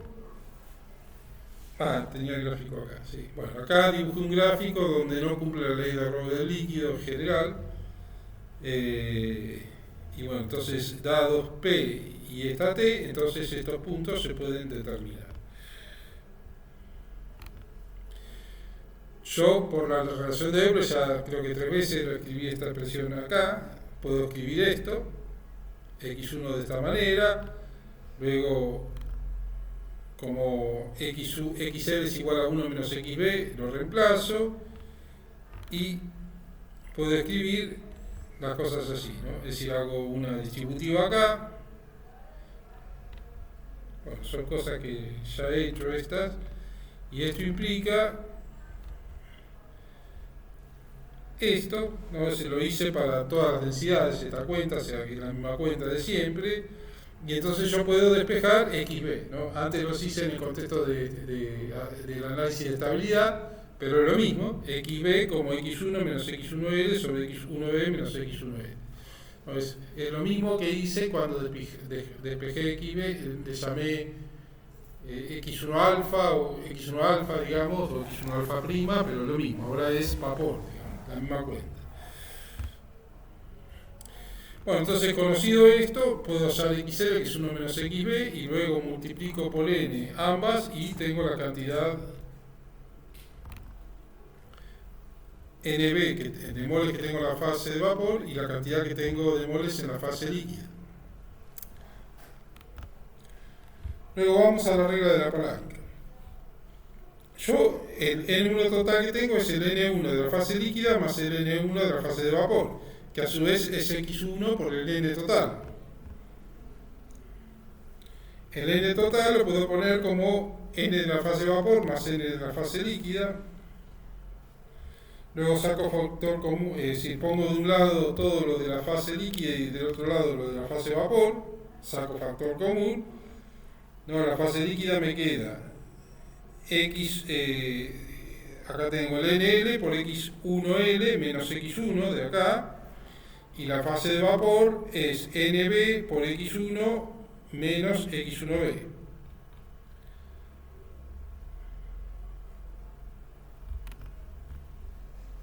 Y esto implica que el cociente entre el número de moles de la fase líquida y el número de moles de la fase de vapor, o sea, las proporciones de fases que hay, es igual a esto, ¿no? Voy a multiplicar todo por menos 1 para escribir, para que X1B menos X1 y X1 menos X1L me den cantidades positivas, y fíjense que en el gráfico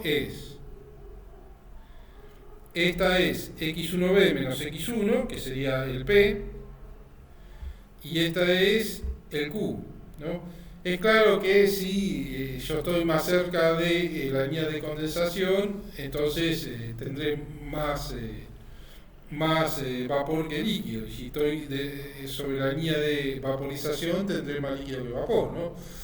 Pero bueno, si quiero saber las proporciones justas, mido este P y mido este Q, hago el cociente y hallo el cociente de NL sobre NB. Y eso es la regla de la palanca.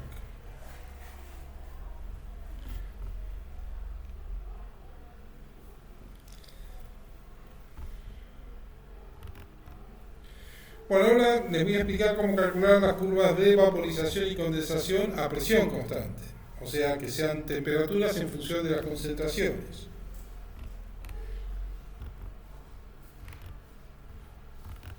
Por ejemplo, la temperatura en función de la concentración de líquido y la temperatura en función de la concentración X1 del vapor.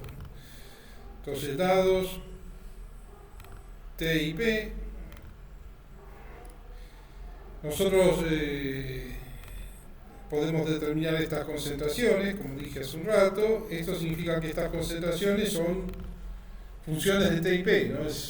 Sería como una especie de bueno, la ecuación de Clausius-Clapeyron me relaciona campo con campo, pero acá son las concentraciones con los campos, pero sería como una especie de ecuación de Clausius-Clapeyron. Son diagramas de fase y estos también son diagramas de fase. En este caso aparece una dimensión más y por eso tengo una superficie y no una curva. Y esta superficie la puedo escribir como una X1 que es del líquido, que depende de T y P, y una X del vapor también, que depende de T y P. Yo, para presentarlas, hasta ahora puse T constante y las presenté en forma de curva. Ahora puedo presentarlas en función de curva, pero dejando P constante y haciendo variable T, ¿no? Entonces escribo T en función de las concentraciones. Entonces ahora dejo la presión constante, esta P es constante y tengo una T en función de las concentraciones.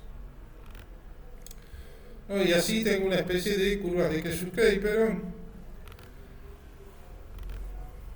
¿no? Que bueno, son estas curvas: temperatura en función de la concentración de líquido, o la presión en función de la concentración, bueno, de una de las componentes de líquido, y lo mismo para la del vapor, ¿no? Serían como las ecuaciones de Kessler-Taylor, diagrama de fase. Bueno, para poder hallar, bueno, por ejemplo, acá tengo la curva de condensación. Lo que tengo que hacer es escribir la curva de condensación y ahora acordarme que las P1P y P2P dependen de la temperatura a través de la ecuación de Kessler-Taylor. O sea, son exponenciales, tendré que hacer algún logaritmo natural y a partir de ahí despejar la temperatura en función de las concentraciones. Hay que hacer una cuenta, bueno, no le voy a pedir que la hagan y tampoco se la voy a hacer yo, porque no es que aporta conceptualmente nada importante, pero quiero que entiendan las curvas.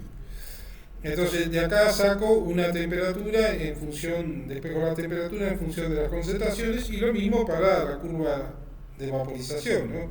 Es decir, escribo las P1P como función de la temperatura, conozco las formas de las ecuaciones de Kessler-Taylor, que son exponenciales, también tendré que hacer logaritmos naturales y de ahí despejar.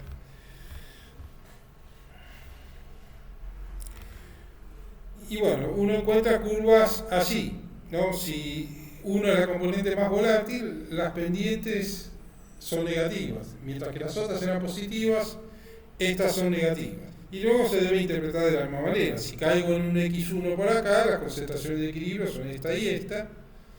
Esta de la fase bueno, está invertido acá, esto es la fase de vapor y esta de la líquido, es al revés, porque a presiones más grandes tengo líquido, a presiones más bajas vapor, pero ahora a temperatura más grande tengo vapor y a temperatura más baja el líquido, y esta es una de líquido más vapor. Entonces, como les decía acá, las pendientes son, para la componente más volátil, que sería la 1, las pendientes son negativas, o sea, las pendientes son contrarias, las de la presión con las de la temperatura. Entonces, estas curvas tienen signo contrario a la de estas otras curvas, y la pregunta es por qué, ¿no? Y eso se puede entender fácil.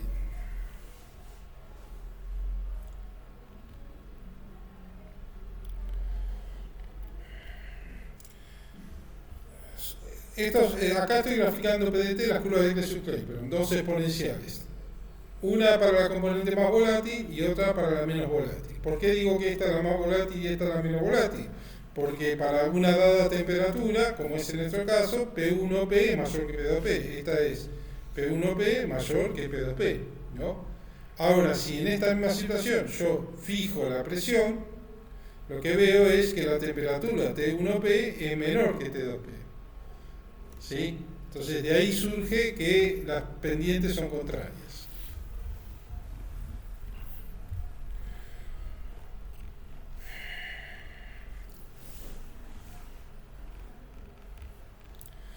Bueno, y viendo uno de estos gráficos de T en función de X1,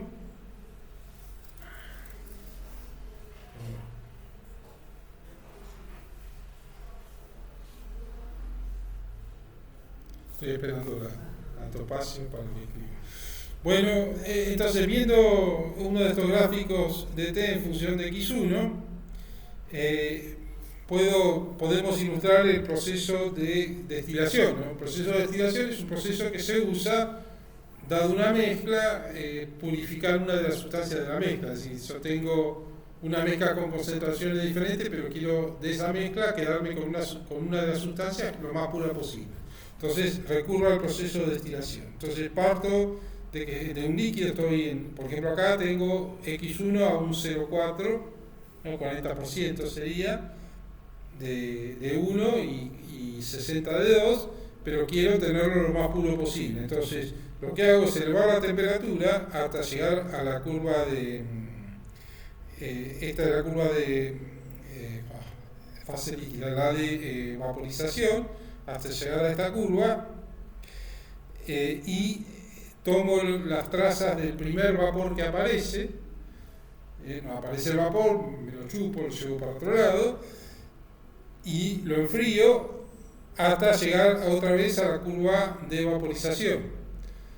Luego ahí tengo coexistencia de dos fases, casi todo líquido y un poquito de vapor. Ese poquito de vapor lo tomo, lo aparto, lo condenso, es decir, lo llevo a la fase líquida, casi todo líquido y un poquito de vapor, y vuelvo a tomar las trazas de ese vapor, y así voy repitiendo el proceso.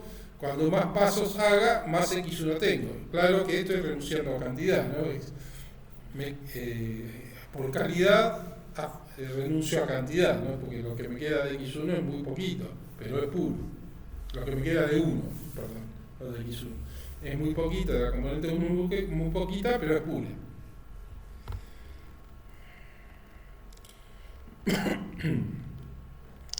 Bueno, hay un punto que se llama azeótropo, que interrumpe el proceso de destilación y es tal que, es decir, se da debido, obviamente, lejos de la idealidad, del comportamiento ideal, y es cuando las concentraciones del líquido y del vapor son iguales, para la componente 1 y para la 2, no son las mismas. O sea, no hay una inestabilidad en la dirección de X, es decir, la transición ocurre como el caso puro, es decir, en el caso puro tengo esa componente nada más y solamente hay inestabilidad en la dirección de entropía y volumen. Acá no hay inestabilidad en la dirección de concentraciones, antes y después de la transición de fase tengo las mismas concentraciones, y solamente lo que sucede es que pasan de líquido a vapor o viceversa. Bueno, para que vean una ilustración, esto sería una mezcla azeotrópica, o sea, tengo las mismas cantidades en proporción de pelotitas naranjas y azules acá que acá, ¿no? Es decir, que sean las concentraciones iguales no significa que las densidades son iguales. En una sigo teniendo vapor y la otra líquido, pero en proporción de unas moléculas con respecto a otras son las mismas. O sea, esto es las mismas proporciones. Y esto es una mezcla azeotrópica, se dice, que no tiene las mismas proporciones, es la situación más normal, digamos, ¿no? En general, las líneas estas están separadas, ¿no? ¿Por qué tienen distintas concentraciones? Si un punto de esto se junta con uno de estos, tiene la misma concentración, ¿no? ¿Cómo se ven los gráficos en esa situación? Bueno, se ven así, ¿no? Se ven, este es el azeótropo, ¿no? El punto donde las concentraciones son iguales, ¿no? A los costados tengo como las orejas de un conejo triste, y bueno, si estoy de este lado puedo tener la componente 2 pura, y si estoy de este lado puedo purificar la componente 1, pero no puedo cruzarme. Si estoy de este lado ya la componente 1 pura no puedo tener porque el azeótropo me interrumpe el proceso de destilación, ¿no? Esto se llama de alta ebullición porque está a temperatura alta, es un máximo, o negativo. Ahora les explico por qué negativo. Luego tenemos esto mismo, bueno, el de baja ebullición, que se ve así. Tengo un mínimo en lugar de un máximo. Y en términos de la presión, se ve al revés, ¿no? Las pendientes son al revés. Y acá se ve porque es negativo, ¿no? Y en el otro es positivo, porque se compara con la ley de Raoult, ¿no? Acá hay una desviación negativa para la ley de Raoult y acá una positiva.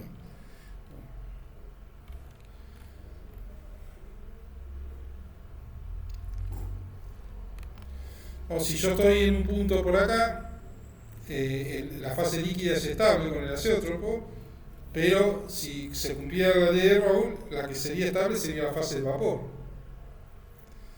Mientras que es un punto para acá, mientras en bueno, por eso un poco se llama negativo, ¿no? Porque el punto de estabilidad las curvas bajan por debajo de la línea que predice la ley de Raoult. Y este es positivo porque está por encima. Acá, por ejemplo, sería, si se cumpliera la ley de Raoult, la fase estable sería líquida y la fase de vapor sería inestable. Pero con el azeótropo es al revés.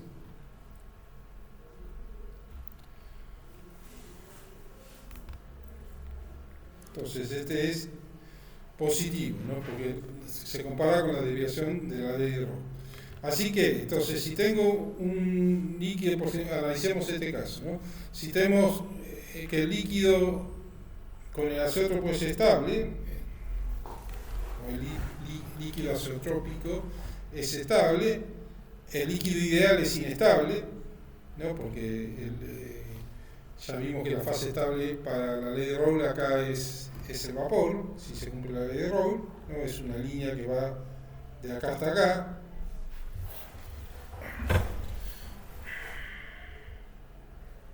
Entonces, con el azeótropo, como la G a TP y la X1 constante es mínima, entonces para el azeótropo es claro que la G del líquido es menor que la del vapor, porque es la estable. Pero si consideramos la ley de Rolle es al revés. La G ideal del vapor es menor que la G ideal del líquido.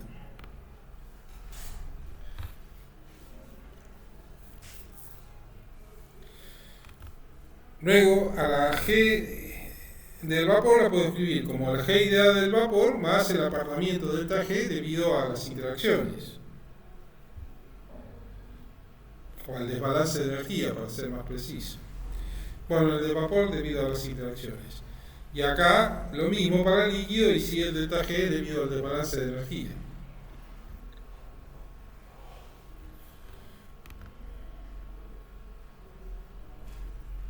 Bueno, para decir verdad, también es en el vapor es desbalance de energía, porque por más que hay interacciones, si no hay desbalance de energía, este término es cero.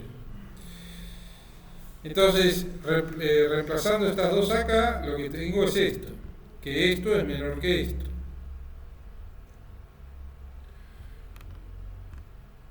Luego hago cambio de lado algunos términos. ¿No? Tengo que GIL menos GI del vapor es menor que esto. No pasé el GL restando acá. Yo sé que G del líquido es mayor que G del vapor, o sea, esto es positivo, o sea que esto es mayor que 0. O sea, porque esto es mayor que... Porque por esta desigualdad, entonces, esto implica que todo esto es mayor que 0, o sea, debido al desbalance de energía, el delta G del líquido disminuyó más de lo que disminuyó el delta G del vapor, o inclusive por ahí aumentó. Entonces, por eso se hizo más estable el líquido y se desestabilizó el vapor. No, un mismo análisis parecido podemos hacer para el azeótropo positivo o de baja ebullición. Entonces tenemos esto, bueno, y acá va más que interacciones, debería decir desbalance de energía. Y tengo, no, ya sé, me queda poco ya.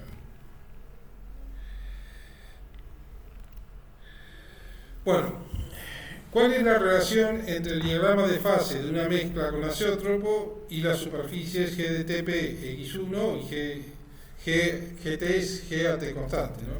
Y GAP constante de TX1? Bueno, la cosa es así, ¿no? Cuando pensemos en un azeótropo de alta ebullición, ¿no? Esto es G de X1 a TIP constante. No, azeótropo positivo, o el positivo, a ver, para que dije acá. El positivo, sí, uno de estos, digamos, ¿no? Es de baja ebullición, bueno, no importa. Entonces, por encima del azeótropo, acá hay una presión, ¿no? Presión mayor que la presión del azeótropo. Yo tengo la fase líquida es estable, ¿no? Es decir, estoy acá. Es estable. Entonces, se cumple con las curvas, es así. Cuando llego al azeótropo, la cosa se vuelve plana, junto antes de que aparezca la inestabilidad. No hay inestabilidad en la dirección de X1, sí hay inestabilidad en la dirección de la entropía y del volumen, pero no en la dirección de X1, y entonces Por eso es un punto, no son dos puntos, ¿no? Luego, cuando aparece la inestabilidad se ve así, y ahí me aparecen las orejas de conejo, ¿no? En realidad, ¿no? Porque fíjense que estas son las orejas de conejo sin la cabeza, ¿no? Conejo contento, conejo triste, aparecen porque aparecen dos zonas de inestabilidad. Y así es como surge el azeótropo a partir de estas formas de las ecuaciones, de las curvas, digamos. Esas zonas de inestabilidad son cuando el X1 no es el azeótropo. No, claro, sí, estas dos zonas, el azeótropo es un punto nada más, es este. Yo acá me corro una presión menor que la del azeótropo. Y entonces aparecen esas dos zonas de inestabilidad. Bueno, y tengo una última figura que bajé de internet que ilustra varias situaciones. Bueno, esta es la mezcla azeotrópica, sin era al principio, la normal. Pero acá tenemos las orejas del conejo, digamos, es una mezcla azeotrópica de esto de temperatura, o sea, de baja ebullición, esta de alta ebullición.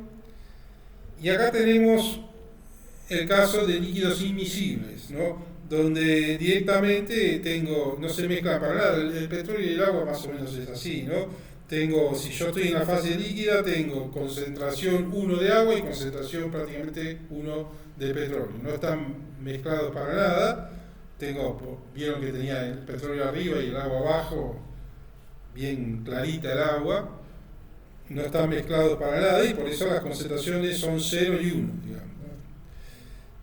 Acá si esta es petróleo, por ejemplo, esto es 0 petróleo y 1 petróleo y al revés con el agua. Luego, puede aparecer un punto, una zona triple, ¿no? Petróleo puro, agua pura y un punto estable de mezcla, digamos, en la medida que voy elevando la temperatura puede aparecer y entonces a partir de ahí tengo una mezcla, tengo dos fases, líquido-vapor, pero acá en el líquido el petróleo está puro o el agua está pura y el líquido está puro. Es una cosa así. Y esto es cuando son parcialmente miscibles los líquidos, ¿no? Entonces acá tengo los líquidos, concentraciones de líquido rico en una componente, rico en la otra, ¿no? Estas son las fases líquidas, acá aparece un punto triple y bueno, las orejas del conejo donde tengo las zonas de dos fases, ¿no? Es cuando se da que son parcialmente miscibles. Entonces están en la fase de vapor y de líquido las dos componentes. Y con esto termino la clase, ¿no? Ya no los torturo más. Ya son las 18:01. Me pasé un minuto.